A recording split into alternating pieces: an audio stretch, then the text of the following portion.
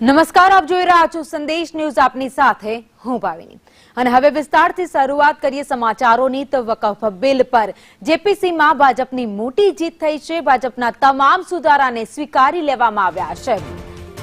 તો વકફ બિલ પર જેપીસીમાં ભાજપની મોટી જીત થઈ ગઈ છે. ભાજપના તમામ સુધારા હતા તેને સ્વીકારી લેવાયા છે. વિપક્ષના એક પણ દલીલ કામમાં નથી આવી અને ભાજપની સૌથી મોટી જીત. જેપીસીની બેઠકમાં વકફ બિલ પર ચર્ચા થઈ હતી. વિપક્ષે રજૂ કરેલા દરેક ફેરફારને નકારવામાં આવ્યા છે.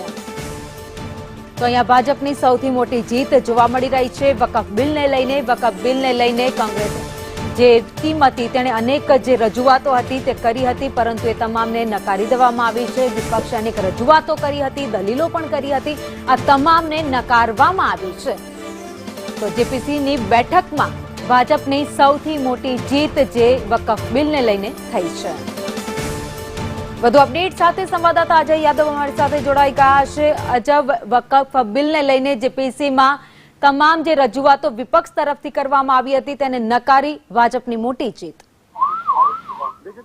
विपक्ष की तरफ से जो भी आरोप लगाए गए थे या जो भी मांग रखी गई थी उसको आज जेपीसी ने नकार दिया है और खास करके जेपीसी की तरफ से जो 14 संशोधन है उसको पास किया गया है। और उसको मुख्य रूप से अगर बात करें तो पहले जो वक्फ बोर्ड के नियम थे उससे अगर किसी प्रॉपर्टी पे दावा किया जाता था तो उसको वक्फ बोर्ड में ही चैलेंज किया जा सकता था, उसके अलावा सरकारी या कह सकते हैं कोर्ट में से चैलेंज नहीं किया जा सकता था।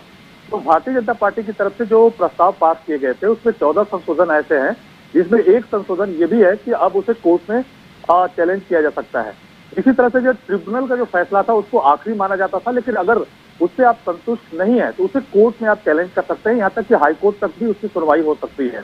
इसी तरह से अगर किसी जमीन पे मस्जिद होने का अगर विवाद खड़ा होता है तो वो जमीन मस्जिद की ही मानी जाएगी। वक्फ बोर्ड के पिछले के प्रावधान में था, लेकिन अब जो नया संशोधन पास हुआ है उसके मुताबिक उसे भी कोर्ट में चैलेंज किया जा सकता है और वो मस्जिद की जमीन नहीं मानी जा सकती है।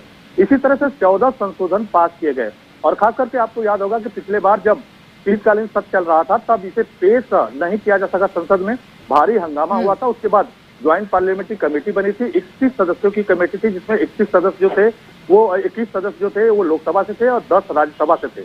तो तमाम सारी कंसल्टेशन चली, राज्यों में जाकर के जेपीसी की जो पूरी टीम थी कंसल्टेशन कर रही थी, लेकिन पिछली यानी 24 तारीख को काफी हंगामा हुआ था जिसमें 10 विपक्षी सांसदों को निलंबित कर दिया गया था। और आज वोटिंग हुई और प्रेस कॉन्फ्रेंस करके जानकारी दी गई कि जेपीसी की जो रिकमेंडेशन है उसे जेपीसी ने मंजूर कर लिया है और माना जा रहा है कि अब जो बजट सेशन शुरू होगा उसमें इस पूरे जो प्रस्ताव है उसको पेश किया जाएगा। जी धन्यवाद जानकारी के लिए।